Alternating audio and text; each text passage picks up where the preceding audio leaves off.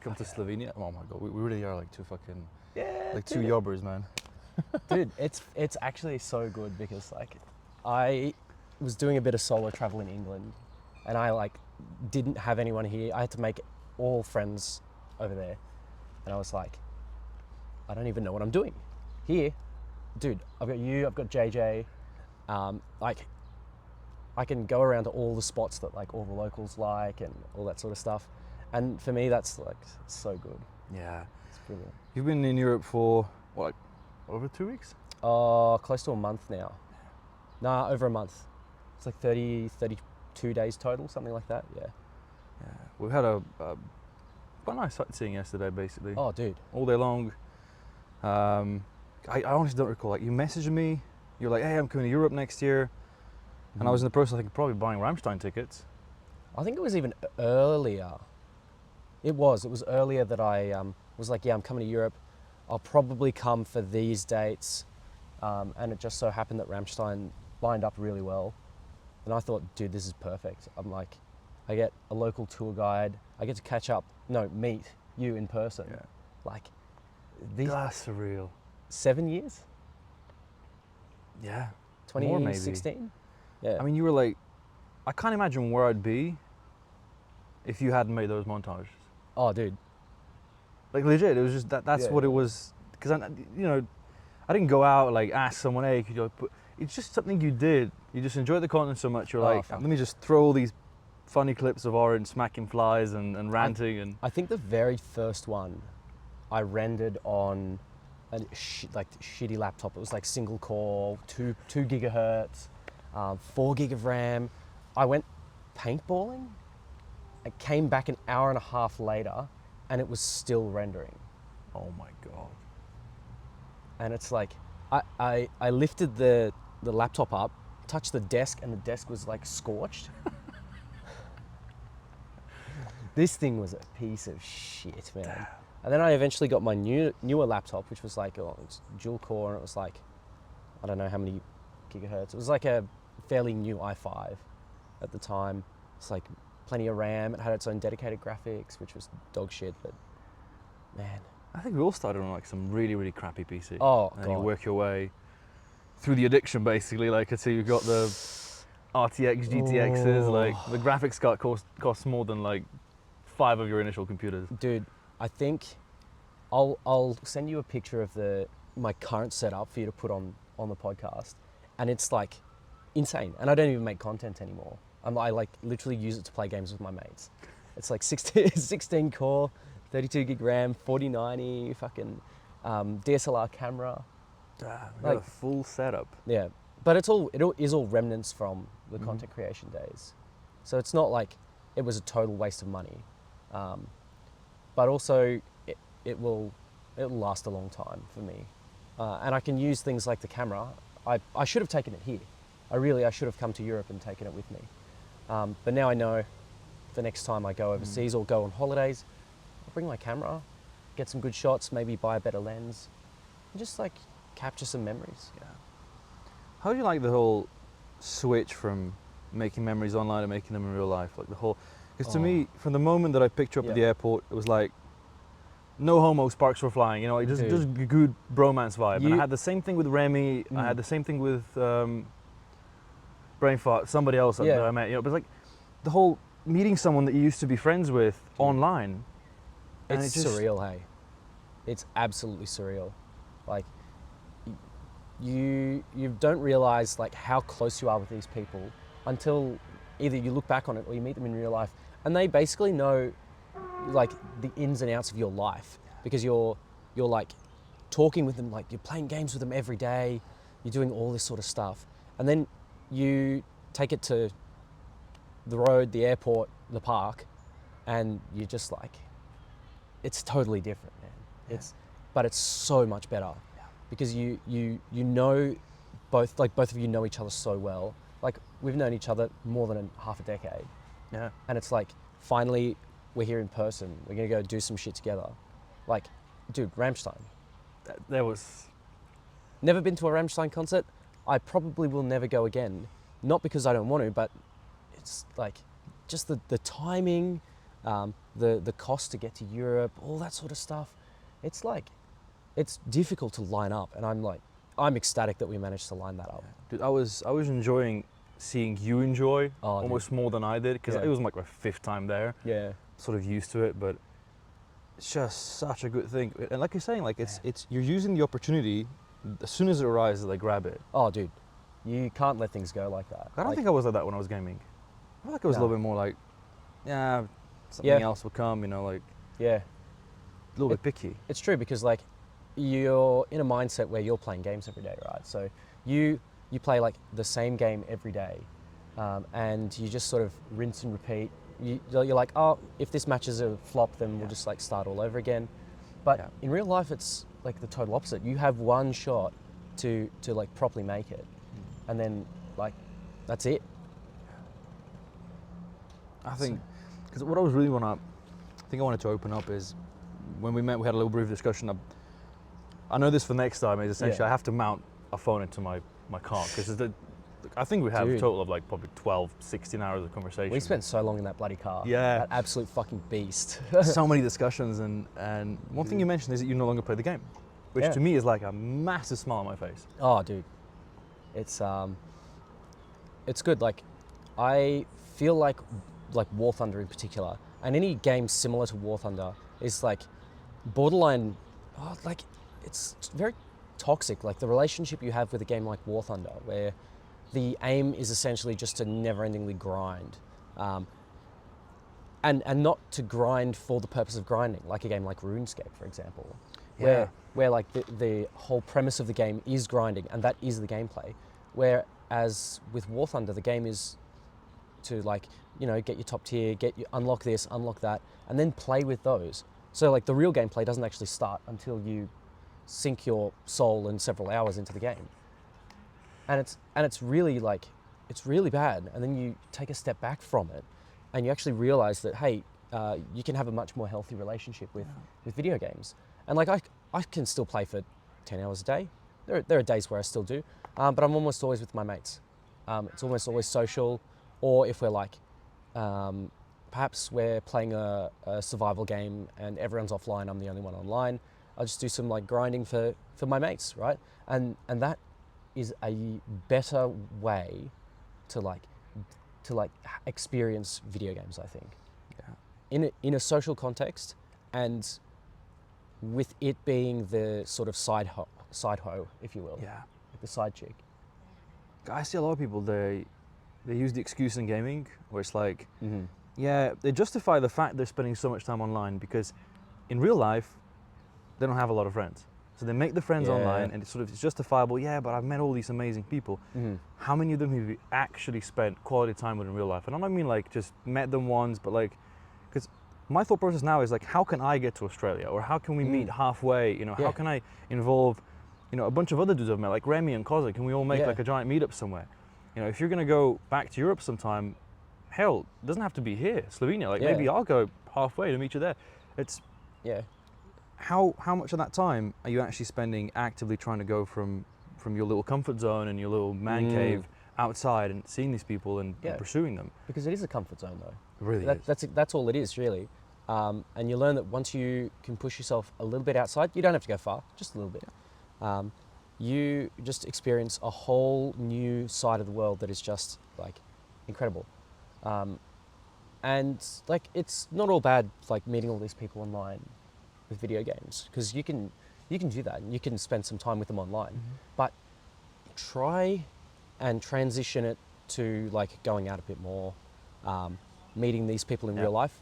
This is fantastic. Like, I've had the best like couple days in a very, very long time, because like, this is like, I'm like lost for words. I'm speechless because we've just had such a good time.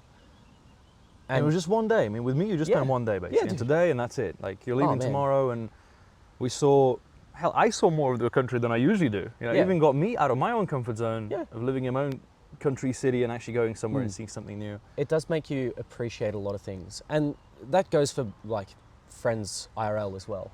So a lot of my friends, I'm that same person that like stayed online for the longest bloody time. All through university, didn't go out much, didn't go like I had a dorm to like a studio apartment to myself in my first year, and I didn't like use that opportunity to like socialize with anyone, like hang out, invite people over, like talk to girls, all that sort of stuff. I didn't bother, and it just made me like a hermit. And because of that, I don't have like heaps of friends from uni or things like that. But now that I'm working full time, I work with like 100 and something people, right? Like in my department alone. And then there's like the emergency department. I'm friends with like a good 30 of them maybe. There's like other wards and other areas, like some of the theatre nurses I know and I talk to a bit. Like there are people that you can meet in your workplace, and you don't have to work in a giant hospital like I am. Like you could work in like a small business with like 5 people, and you'll still make friends from there. And then you go out with them and you meet their friends, and then you can become their friends if you like them. And you just like expand your horizons a little bit. And that also gets you out of your comfort zone. And that's the most important thing at the end of the day. Like you can't stay in a little box for your whole life. And that's one of the reasons why I did a bit of solo travel. And like, I don't know, this isn't exactly like solo, but like... No, I mean, it is. Like you're on a plane alone, you have to find your own accommodations. Yeah. Obviously, you go somewhere, you know someone there, you might stay with them or they show you around. But in all essence, that's you traveling alone. It's not like, you know, your girlfriend was like, hey, I'm going to go book us all the plane ticket and you just come along. That's... Yeah. Or your family or somebody else. Like you literally just go, hey, I'm going to go somewhere, see the world, get out of the comfort zone. Because I think with guys, if they're making friends online, it's no different than if you're just talking to chicks online. Like it's great, but then the first time you're going to have to go out there and actually sit down with a person and hold eye contact for more than 15 seconds, and like reboot's going to happen essentially. You're also interacting with them in a different way. You're presenting a different side to yourself because like Tim, you're a tall bloke. I'm like slightly like maybe I think 5'10" is average height. It's either 5'10" or 5'9", one of the two. But I'm like a very average height. You're an absolute giant. And there's like, you don't present that online. Like, like literally everything. The way you hold yourself, the things that you do when you turn the computer off. Like, these are sides that these people don't see. Like, I'm thinking of a couple of my mates that I met again through the mod team, and these are people that like I'm good friends with, but I've never seen like every single side to them. And then when you meet them on like in person, it's totally different because you're like all of that presentation that you put online goes out the window because you just get the raw them, and it's like really, really powerful. But it's also, again, like it takes you out of your comfort zone. And that's good. And it's good because you can't live a comfortable life because a comfortable life is like about this big. It's like, you just like do your 8 hours of work, you go home, you sit in front of the couch or in front of the computer and then just like rinse and repeat. That sounds like a real shit life. Like if you push yourself, you go out, you do a sport or do some like gym work or something like that. And then you like slowly expand from there. Traveling's also good. I found that traveling, especially like when it's all done on your own, like when I was in Malta, my parents organised that, all of that. They organised everything down to what we were doing on what day, because like it's a family holiday, and Mum wanted to organise certain things. We had relatives to see, but like that's not a maturing experience. What is booking your own hotel, catching the plane yourself, like making sure you can do all of these things. And then you realize you can do these things and you feel good about yourself. And then you can slowly expand on your horizons. And it does make you a more well-rounded person.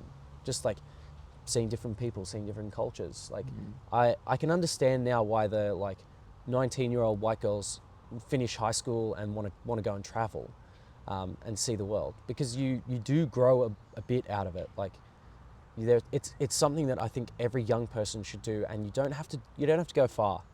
Like if you're like here in Eastern Europe, you could just go Greece, Italy. You could go to Austria. You could go Vienna. Like if you have a car, Yeah. I would, like the way I said that is feel like my car's got a range of about 500 to 600 kilometers. Yeah. Which means that's a radius I can draw on the map and say anything within this radius I can do. If there's a concert that I want to do, like Rammstein, if there's a, you know, just do it. You got train connections that are fantastic among most of the major European cities. And the thing about travel I love, things go wrong. Now, I once heard this quote from a guy. He said, what you should do is you should take all your mates, get a car, and then purposefully get a flat tire. See how they're gonna, how the whole team's gonna handle it. Who's gonna panic? Who's gonna be the problem solver? Because to me, the revolutionary thing that happened was I went to America with Donnie a couple of months ago, and I fly from Venice to Atlanta, from Atlanta to Dallas. I land, my bag's not there. You know, like you're off of you've been traveling for like nearly 24 hours. Yeah. You're sweaty, you're stinky, you're tired, you're hungry. I have to get across town in a cab to meet Donnie in a Chinese restaurant of all things. My bag is in bloody Minneapolis, other part of the country. Cool. First you're angry, everything, screw everything, you almost want to go home. But then you just realize, okay, it's just me and the world. So start slowly internalizing, okay, this happened, what can we do about it? Nothing. You go to the lady at the counter, you're like, look, this happened, what can we do about it? Start problem solving. Yeah. Move on. Didn't even notice at the end, like, didn't care. After 5 days of being in America, the last thing I had on my mind was how my bag was like. Yeah. And at the end of the day, like, you learning to just like skip the angry stage and go straight to the problem solving stage is significant growth. Like, it's really significant. And I think I only managed to do this like a few years ago, especially like slowing the amount of War Thunder that I play. Because like, I don't know, you get killed by some missile from a plane that wasn't spotted that was like 400 meters behind your ass. Yeah, that's fucking annoying. But you know, at some point you just learn to slowly detach yourself from that. And once you go to like the problem solving stage, you go, well, what is the actual root of this particular problem? Can I fix it? No. What do I do? Walk away. And that's like one of the reasons why I don't play War Thunder, because it's a problem that I can't fix. If it's like rock climbing, so like I do a bit of rock climbing. If it's a problem like I can't complete this climb, like why is it? Is it my foot positioning, it's probably my positioning, right? Most of the time it's either positioning, strength, or stamina. And it's like, cool, I can work on these. I can like build myself up to these, and maybe I won't do it in 3 weeks' time and the zone will reset and I can't do that particular problem anymore. But I look at that grade, I look at the features on that grade. So there's one that was Australian grade 18, which is not that high. Like anyone can do a grade 18. But it was like straight up with a slight angle backwards, and then it was overhang, and then it was vertical. And it was about a 15-meter climb, maybe like, 15 meters. It was tough. I could not get through the overhang because I just didn't have the strength. And so to me, I go back to my head, instead of getting angry, like I was so tired that I almost passed out while hanging on the rope. And I didn't steady myself properly, so I was like fucking spinning. But you learn, like if you were angry about that, you'd be like throwing a hissy fit in the gym and everyone would look at you. And you would also like slow down, reduce the amount of time it takes to analyze the problem and like actually solve it. And for me, my problem was stamina, my technique was terrible, and like, I don't know. But like the point is I found solutions. And when you do find those solutions, you instantly become more of an adult than you already are.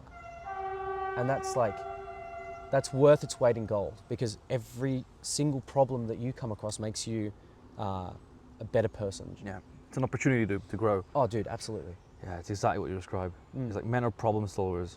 We do so well that, and that's one of the reasons why gaming addictions are such a big deal, because the way it hooks you at the beginning, it's like problem, bunch of solutions, growth, everything's great. But then you do reach a point, you're like a veteran like we were, where you realize, there's just, I can't fix this problem. Yeah. Like it's you know how we equated War Thunder with like dating a toxic woman? It's exactly the same. And you just have to learn, like, let it go. You're not gonna fix the problem because you can't fix the person, change the game developer.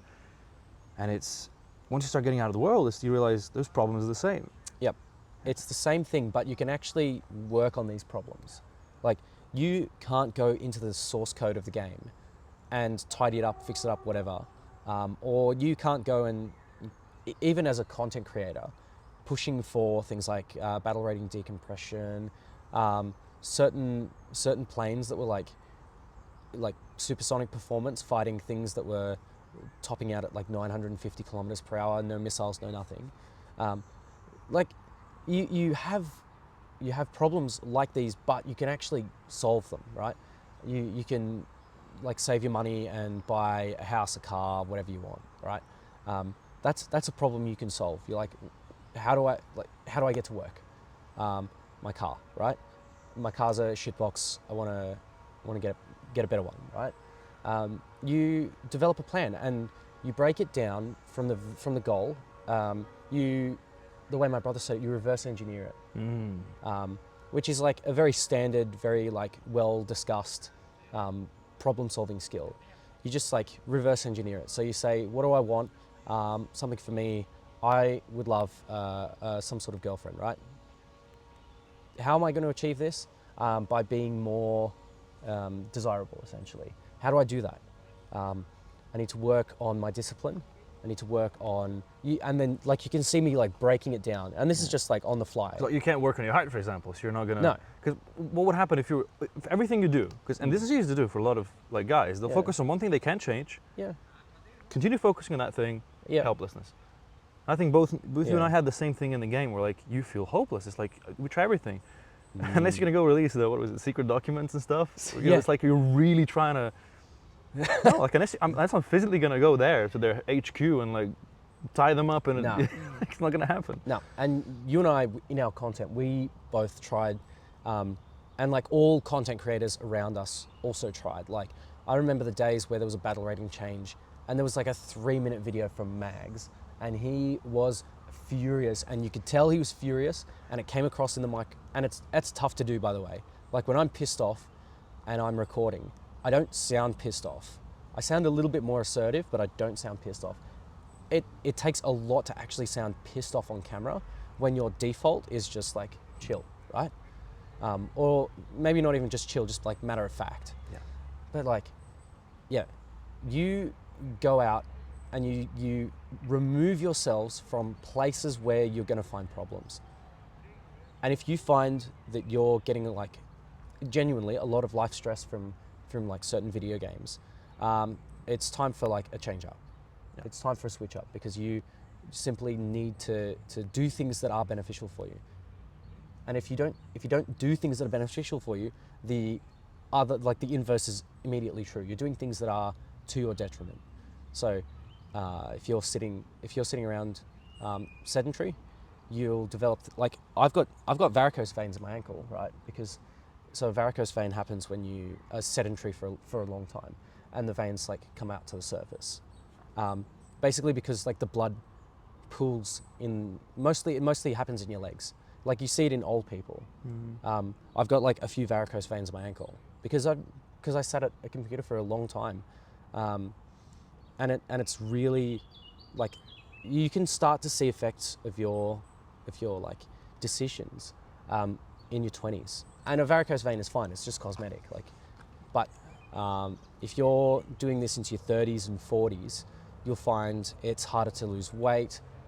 You'll have higher risk of things like diabetes, heart conditions, like stroke. You'll get a lot more complications in your life, and that's just the physical ones. There's also mental ones, right? You're messing up. We're seeing already, like rises in ADHD and anxiety, and it's like. Yeah, but it's also carrying through into adulthood, despite like medication and things like that, and it's because we're leading like a fairly sedentary life. You think about your grandparents, right? Like my grandfather, he was 14 and a concreter in Malta, dude, in Malta. My grandmother, so his wife, at a similar age, was essentially a full-time housewife. Not like housewife, but like she was running the family household, because she would like cook, she would clean, she would go to the garden, she would work in the garden. The boys would all like work on the trucks or work in the fields. I'm not sure about the younger daughters, but I'm assuming they would be similar. But like, they were busy people, right? They had things to do which kept their mind occupied. It stopped them basically like being a veg. And they were doing physical things. And they were doing physical things in the sun. They were getting adequate vitamin D. I'm pretty tan right now, but when Speak for yourself. when I'm in, oh dude, it's the genetics. I reflect the sun, dude. Oh man, it's just a matter of those Mediterranean genetics. But like on the inside, like you look at my hands and they're quite pale, man. And that's my complexion throughout winter.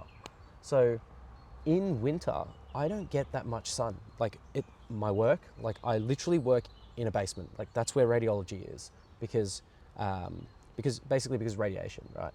Yeah. It's also easiest to put them on the bottom floor because then you don't have to lead shield the floor. Oh, of course. Yeah. So it's like better. Also, that's where the emergency department is. It's on the bottom floor. It's always on the bottom floor. And so I'm always in rooms that are lead lined.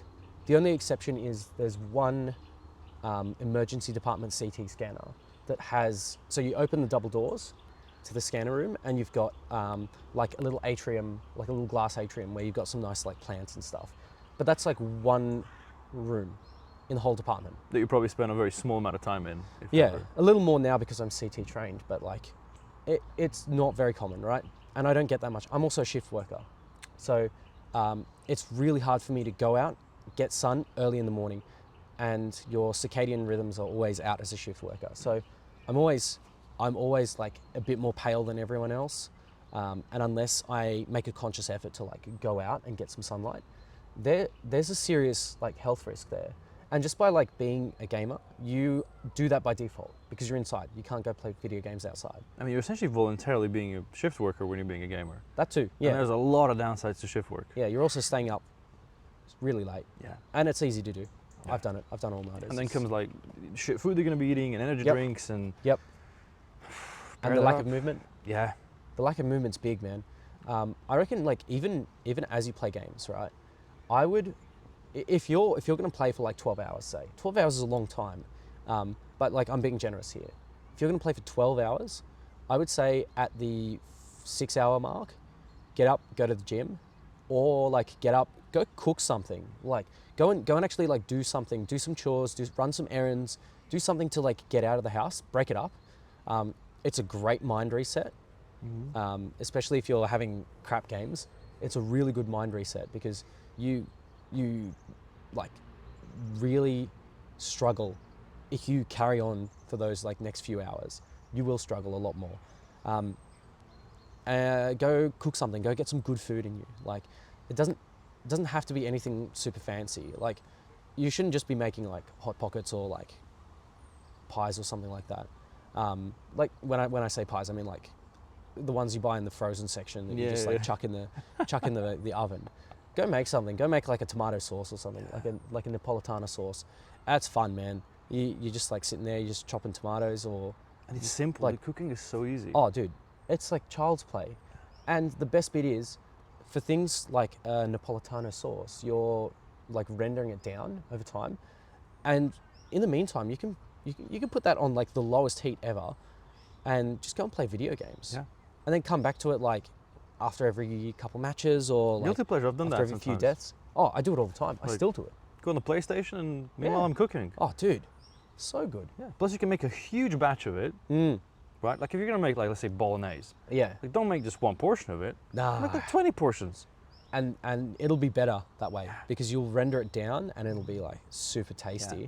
You just chuck it in some containers, chuck it in the freezer, and you've got bolognese for the next like month or whatever you want. Like you don't even have to use it as bolognese. You could use it as pizza sauce if you really wanted. Yeah, I mean what I usually do is I make it unseasoned. Yeah. And then for example, let's say you use bolognese sauce, you add cinnamon. It's gonna sound weird, but you add cinnamon, make a moussaka, Greek. There's nothing like, Greeks love combining those types of tastes. And dude, for me, like, going to Greece is one of the greatest things ever. Oh, dude. You know, culinary wise, you see the people. That's the thing about travel that we didn't talk about is, I bought this book recently. I'm excited to read it. It's about different cultures around the world. Yeah. Because like you meet women from different countries, totally different people, Oh, different dude. accents, different people. Just they live differently. They have different ingredients. They have a different way of doing things. You know, being in Japan, being in America, being in Dubai, like you start to really like open things up. Yeah. And you start to go, okay, wait a minute. This is actually really cool. I want that. This I'm not too much of a fan of. And then you start like pick and choosing. It's like different lineups and countries that you can pick and work on. You learn what you like and what you don't like in people. You also learn what you like and don't like about yourself. And that's really important because you need to like yourself, and it's an ongoing battle. Like for me, it's an ongoing battle, man. Like it's difficult because you are your biggest critic. Like one of my good friends said, you are the only person that you have to spend 24 hours a day with. So of course you're going to be critical about yourself. But to actually like find out exactly what you're critical about, to find out what you might actually like that you didn't realize about yourself, and things that you might things that you can improve on and will improve on. Like you need to basically not compare, but like kind of expose yourself to other people and understand the way that they do things and the reasons behind it. And that can happen just by going out and meeting people. But by being a hermit in your basement, it's actually going to close those opportunities off, and you won't develop those skills. So all those and those the way you're gonna be able to perceptions. compare is with that person that's presenting himself online. You know, Yeah, it's SpitFlyer versus theOrangeDoom rather than Yeah. Samuel and Tim. Yeah. Like that's the problem. It's you don't have there's no realism to it. You're also comparing yourself to a hologram, right? Yeah. So everyone online is a hologram, even on Instagram, even if it's your personal Instagram, right? You're still a hologram. You're still presenting a persona. You're not actually presenting the raw, real you. Whereas, like, if you see people in their day-to-day life, if you make friends with people, like from different places, maybe from the same place, it doesn't matter. You get a good understanding that everyone has their own struggle, and it sounds like super cliche. Like, yeah, of course everyone has their own struggle. Like, so what? But you actually feel it. You actually feel it's a lot stronger than your like online perception, because like an online persona can be turned on and off. It's super shallow. And when you look at that and you like perceive that to be everything, you're doing yourself a great disservice, because you are like denying yourself the ability to reflect on yourself through them. And so you just don't get that personal growth.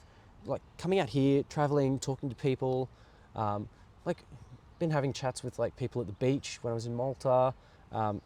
Again, like talking to relatives I haven't seen in such a long time. Just meeting people, just doing things, going out, seeing the way people do things. It's really good for your like personal development, and that's like one of the main reasons why I think you should like absolutely travel. Just like go to another place, and you'll see more of yourself, and you'll see it better. And you have nothing to lose, because like the person you talk to on a beach in Malta, like what are the odds of ever really meeting him again? Oh, unless you do it on purpose, like it's 1 in a million. Yeah. And so you can like take away it's the same as you go into a match of War Thunder and there's a random dude in there, you strike up a conversation. Never know. Like strangers are friends we haven't yet met. Yeah. Yeah, it's true. And it's like you just have to go a little bit out there and try. It's all about coming out of the comfort zone. Yeah. And like I say, like it's a struggle for me. I love my comfort zone, and I loved my comfort zone for the decade that I played War Thunder, right? It's something that you just kind of like have to learn to push yourself out of, and like it'll bring you great things. Like it's bringing me great things, I think, and just like trying things that are a little bit new, just saying yes, like being open to things is really important, because you will close yourself off to potential growth opportunities otherwise. Yeah. I think that movie from Jim Carrey is actually a fantastic one. If you're feeling a little bit depressed, go watch the movie Yes Man. Oh, And do it as a test. Like you could do it for a couple of Yeah. days, for a week, maybe for a month if you're feeling adventurous. But like yeah. you just say yes to every opportunity, Yeah. right? Because I had the opposite problem. I've actually commonly been a no man. Obviously, I would say no to things under the pretense that there's a calculation going on behind. Like, is this really the best option that we have? But saying yes to everything really narrows it down. Yeah. Instead of saying, like, if Donnie calls me up and he's like, hey man, you want to fly out to Antarctica? Instead of thinking, do I want to go? It's going to be cold and I have to take vacation and this and that. If I just say yes, that's it. Instant decision, problem solved, on to the next one. And you can have a great time. And even if you don't have a great time, you'll now know that you don't really like Antarctica. You'll never come back. Yeah. And I have an amazing story to tell. Oh, dude, that's a fantastic story.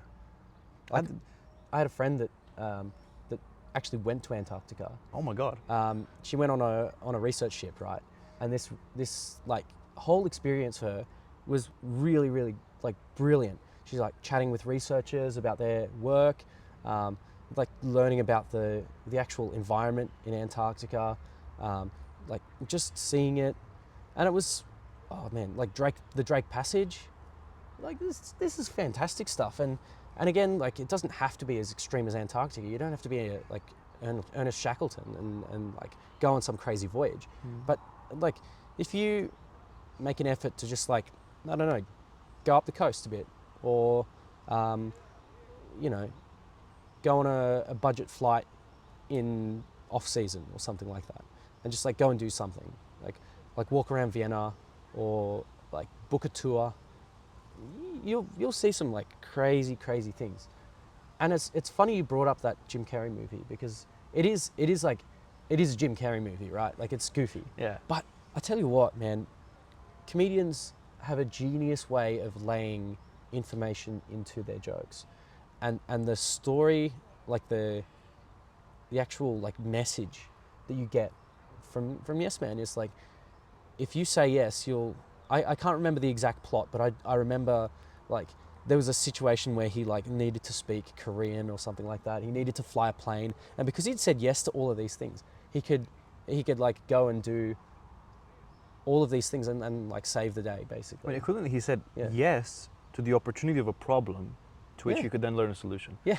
You know, another great movie that's kind of related, also like comedic, is the one is The Invention of Lying. That from the top of my head came in from Ricky Gervais, but the one that I'm thinking about is the guy that turns to God conversation. Oh my God. It's also Jim Carrey. Talks to Morgan Freeman. Morgan Freeman's playing God. Oh. Bruce Almighty. Yep. Right. Yep. And there's this scene where so Morgan Freeman is God. He sits him down. And he's like, if you wished and prayed for patience, you think God is going to give you patience, or is He going to give you opportunity to be patient? And I think about that every single day, because I'm in my car and I'm pissed and angry, and I'm like, why did you put this granny in a Renault that's driving 10 out of the speed limit? And I'm like, so teach me patience. Yeah. You know? And I think if you go out there in the world, you're going to see that there's a lot of stuff you haven't really been tested for yet. Dude, every time I open I turn that lock in my apartment to open the door, I think about that. Because the story of how I came across my apartment starts with like folly and tragedy, right? So I was going to work one day. I was like going through the tunnel. So there's like a tunnel. It had some like speed signs, some construction, and they dropped it to 40 kilometers an hour. I'm like, I don't see any construction, I'm doing 40. Long story short, I went through it twice, got caught on cameras, ended up losing my license. Oh my God. for 11 months or something like that total. And I was like, well, shit, like I work on the other side of the city. I need to be able to like go to work at the drop of a hat for on call. So I need to find somewhere close to work to live. And through like the next month, my parents and I like looked at all these apartments. We found this one. I had like just enough money for it. And I got it, right? But if I didn't get that apartment, I would still be looking for like a house on the outskirts of the city. And I think about that and I'm like, I've just secured myself a place that is 5 kilometers from Bondi Beach. It's like next to work. It's one of the best opportunities ever, and it's like so fantastic. And it all came from a situation that made me feel so crap about myself that I didn't have the energy to get up out of bed. Like it's always the case, and I feel like it was a way to force me out of a comfort zone as well, because I was very comfortable living with mum and dad. Like I say that, like I was in an old laundry room, right? It was a big room for a laundry room, but small for a bedroom. There was not a whole lot of expansion and character development that I could do. And every time you go through a trouble, if you get past that angry stage or the depressed stage or whatever, where you like don't want to get out of bed or you just want to like throw the toys out the pram, once you get past that, and the shorter that time is, the quicker you'll find an actual solution, and you will be happier than before the problem even existed. So having that opportunity to go through problems, you should look at it as a blessing. Like every time you come across a problem, treat it as some sort of way to improve. Like this is character development. You just think about it. It's character development, or it's a canon event, or you'll find... It's a side quest. It is. Like you just met an NPC and he gave you a side quest. It's like, yeah, he forced it on you, and you can't back out of it. Yeah. So you better find the solution. Yeah. And there's no cheating. You have to do it properly. If you cheat, you will be in a worse situation than you were before. Yeah. But a more annoying event will come later down the line. Oh yeah, and it'll topple the house of cards. Yeah. And it's really important, because that is the only way that you become a better adult, or an adult, full stop. And the trials and tribulations that like video games will give you are not really trials and tribulations. At most they're like puzzles, right? They're not actual serious problems that you can solve and you can like feel better about it. It kind of short circuits that same pathway, but it's not the same. It's a good slave but a bad master. Video game. Oh my god! It is a good slave but a bad master. You can't. You just. Someone clip that. Oh, dude. Oh that comes from Alan Watts, I think. Alan Watts. He's a crazy cracker, but he's very wise. He's so very wise. I'm pretty sure Alan Watts was basically like the fucking Radagast, like a wizard living under a bridge or something like that in the 70s. I think it's the 70s. But there are some really wise things that come from his mouth. And that's interesting too, because you don't expect some weirdo to give you... But isn't it always? Like you look at like old writers, I don't know, Oscar Wilde or whatever, like some of the craziest, most like on point things, even like when they were sort of predicting what's going to happen in the future, like 1984 and whatnot. It's like George Orwell, you know, how? But they just kind of knew, like they were crazy enough to sort of see through the fog and all the other stuff. You'd never underestimate those people, because even like a random homeless person or something like that. I've seen stories of homeless people with telescopes, and it's like, yeah, I had two PhDs. This happened, that happened. I went under, and I am now an alcoholic or something like that, right? And you sit and listen to those people, because those people, you expect some Prince Charming to come along riding his shiny white horse to give you the advice that you want to hear. But it's never what you want. Like, it's never what you picture in your head that's going to be the thing that is good for you. It's going to be the thing that's hard, right? It's going to be the thing that's unexpected. And it's going to sort of throw you for a loop, because you're expecting some king to give you advice, or some beautiful, like famous person, someone young and good looking or whatever. No, it never is. No, because perfection does exist in video games. Like we have the perfect matches and all that stuff, but there's a beautiful quote from actually a Slovenian philosopher, Slavoj Žižek, who said that the idea of perfection is actually that imperfection that's there. Like you look at a woman, you'll be like, there's this one thing that's bothering you about her. But if you were to fix it, she would no longer be perfect. And that's one thing that I've heard something similar, and it's basically like love, right? Love is not like holding hands, skipping through the meadows. It's a load of fairy bullshit, really, because it's like seeing someone and going, holy shit, you have this issue there, or you have that flaw, or this whatever. But like because of that, that makes you love them more, right? But you also complement that, or That's you, the uniqueness actually at the end. yeah, that is. It's that like little, somebody else didn't want that imperfection that you were okay with. Yeah, and in fact, like you find that because of that imperfection, there's always like two sides to a coin, right? Yeah. There's always not necessarily a positive and a negative, but there's always like a cause and effect. So you'll have this particular flaw in someone, but it might cause them to be a certain way that just works with you so well, right? Like say you have, like, you don't like your picture taken, right? Or you don't, but she does, and you love photography, right? But you've got like super low self-esteem, and she's got really like, she's like really outgoing, and she's got a little bit of an ego, but that works well for you. That is a complementary relationship, right? And those two things will basically like make you whole, because you get to take pictures, and you get to like admire the pictures that you're taking, right? And she gets a little ego boost because she's got a portrait of you and of her in like your wallet or something like that. Like these are little things, and it could be something like that, like something that you just I'm like. thinking about Worth on there now. It's like, you know, remember a while back I was watching my own video on the vampire, and the title of the video was I like the vampire, you won't.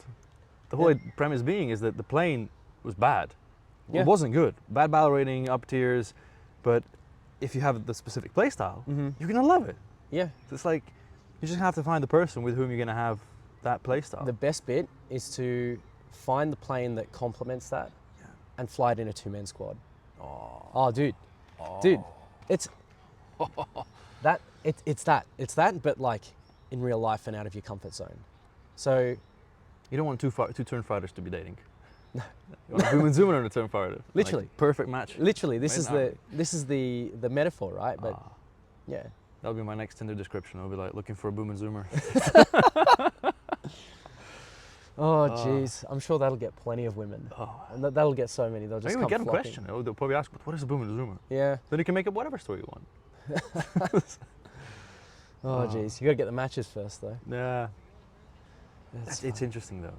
That's so much fear people feel from that little baby step out into the world, out into the. Oh man, it's terrifying. Like, there are monsters out there. But it's so satisfying. My favorite moment was in Dubai. I was there with a 46-year-old. We're gonna have to do some like commercial shooting, and the night before we were supposed to go, I look over the whole deal. It's like, okay, so there some other dude's paying me for a ticket that's supposedly bought. Staying in a hotel that I looked at the reviews of, looks really bad. Considering this is Dubai, it looks really bad on the photos. Okay, I'm prepared for that. What happens if I can't leave the country? Like, they cancel my flight. What if the shoot that we're doing is really bad? I go over all the calculations. I wasn't just like, yes. I was like, maybe yes, man. Yeah. I look over the thing, I'm like, you know what? Worst case scenario, I have a one-way ticket to Dubai, and worst case, I'm gonna fly into the airport, turn around and go to the counter, like, what's the cheapest first flight you have out of this place? Indonesia, I don't care, I'll go. Russia, I don't care, I'll go. Turns out, flight was okay. Dude was a little bit weird that I was with, but we get to the hotel. I'm telling you, I don't know what a Bangladesh prison cell looks like. Oh God. This was like the next closest thing in my mind.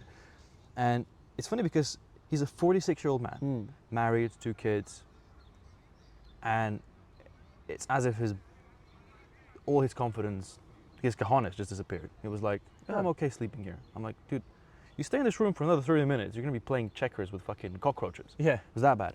I said, what we're gonna do is, we're gonna go out of this hotel. I'm picking up my passport because I don't trust some random dude in a shitty hotel to have my passport. We're gonna go across the street. It's like close to 1 in the morning. I'm gonna get a Big Mac because I'm starving. Yeah. And I'm gonna think about it. Yeah. And my mind, I didn't realize it at the time, but my mind had to go into emergency problem solving. And it was the most fun side quest ever because Dude. that's the only thing you're doing. It's like randomly a boss fight appears and it's like, okay, I have to deal with this. Until I deal with this, life cannot continue. And That is huge, man. Like the personal growth you get out of that is enormous because you have a problem like you're literally in a foreign country and it's like, all right, sink or swim. yeah. Like maybe I was gonna sleep on the beach. I was prepared about it. Yeah. Like let's find a solution to this problem. I called the woman who's doing the booking. She's like, yeah, I can book a different hotel. And I'm like, okay, you will, but first you're gonna send me which hotel before I confirm it. We finally confirm it, we get a problem. It's 1 in the morning. You can't have some other dude book you a hotel into which you're gonna go into a different, Yeah. like, so I'm like, you know what? I'll do it. I'll pay for the hotel, I find a hotel, you're gonna reimburse me tomorrow. And we go, hotel hunting in downtown Dubai. We get a cab. You know what I ended up learning? Cab drivers, cab rides, my favorite thing that ever happened on travels. In Dubai, we didn't plan to get a cab driver, but we had to get a cab driver from the shitty part of Dubai to the downtown, go through the hotels, everything's full. We ended up getting a room. America, my bag was late. Oh, yep. The solution to that was I had to get a specific Uber or Lyft or whatever it was. Ended up being the best conversation I had in ages. Dude. I'll never forget Japan. Middle of the night, baked out of my mind, we're in the cab of a dude who's, if I recall correctly, he was like 80 plus years old. Wow. His car must have been double that. It was literally driving sideways. It was about to fall apart. But I didn't feel scared. I was like, this is the greatest experience of my life. Yeah. This cab driver, you know? I was sitting next to Donnie. Donnie I don't think he noticed it or recognized it, but I was like, this is peak Japan for me. Sitting in a cab driver that's driving sideways. And it happened because it was random, like a side quest. Yeah. You can't book a ride with that guy. It's Oh, not nah, like, dude. there's no tourists going over to Japan like, I'm looking for that particular cab driver. Like, it just happens. You will come across the things that you need or the best things when you least expect it. And it will always arise from a problem. And I think like that is such a good takeaway message because you will never expect it. And it will never be in the way that you think, like ever. And I just like, I think it's that simple.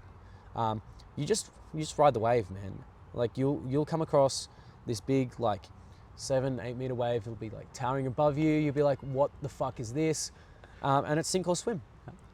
And it's pretty easy to swim. If you want, you just like dive underneath, appear on the other side, watch it crash behind you. You ride it, like start paddling, and you have a great time. Like it's really like not simple. Well, the concept is simple. Yeah. The execution is difficult. Once you execute though, it rolls really easily. Like it flows and one thing comes after another and next thing you know it, you'll be like married with kids or you'll be traveling the world or you'll be opening a business. Like the possibilities are endless, but you have to get out of your comfort zone. You have to go and see the world. You have to go and see other people and their perspectives.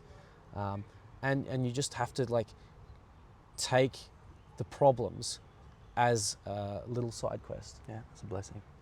I'm going to give them actually a takeaway message because it's a real simple question. It's, if you look at people, they're living really good lives that look simple lives. Most of them. Yes. Ask yourself what their problems are like. Are they easy or are they really hard? Yeah. I think that's good. You know? I think that's clever. Because I think we look at people and we're like, oh, his life is so simple. And then again, that's the persona. Yeah. You know, I see the persona, his life is simple. I don't see the shit he crawled through. I see the problems he has, the relationship issues, the diseases he might have, the pain he feels, the insomnia at night, all the stuff is left hidden. Yeah, it's all a hologram. Yeah. And until you actually go and talk to these types of people or just expose yourself to that facet of the world, there's really no growth to be had. Like you need to go out and talk to these people. You need to go out and expand your horizons. And only then you'll find that like this is where the real humanity is at. Like it is in the daily struggles, it's in the sleepless nights, it's in the trials and tribulations, and it's not glamorous. Life is not glamorous. Like, I would say a good 40% of your life will be like just abject suffering. Yeah. But I tell you what, that suffering makes that 60% much better, because you become better from it, and you learn to appreciate the good times.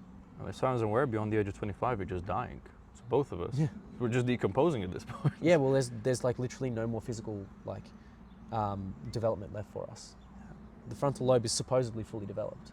I don't feel like it is for me.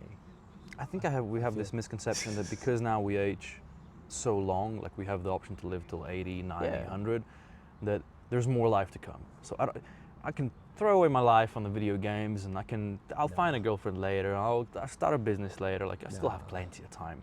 Time fucking flies. It's all a snowball. Yeah. That's what I have to say. It's all a snowball. It will catch up with you one day, and it'll overtake you, and you cannot stop that.